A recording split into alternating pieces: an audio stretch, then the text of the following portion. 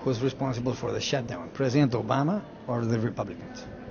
Well, we could solve the shutdown today if Speaker Boehner, who's the Republican leader in the House of Representatives, would allow this House of Representatives to have a vote on a clean bill to keep the government open right now. And the sad part about it is he won't allow that vote, even though there are enough votes to pass it.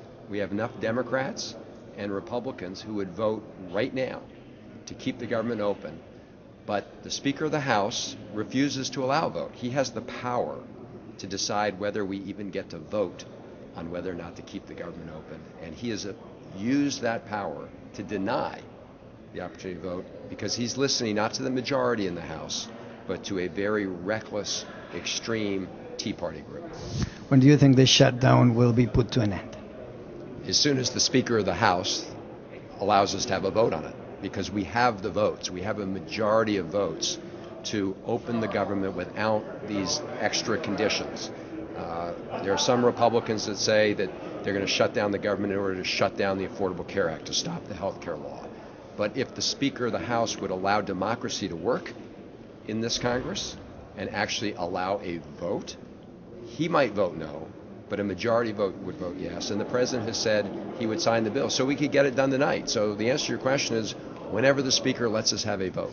You've said that John Boehner is a weak leader of the Republican Party. How is it possible that that party, the party of Abraham Lincoln, is dominated by the Tea Party? Well, that's a very good question. And it is not necessarily dominated in terms of the numbers of Republican members, but it is dominated in terms of the energy in the party.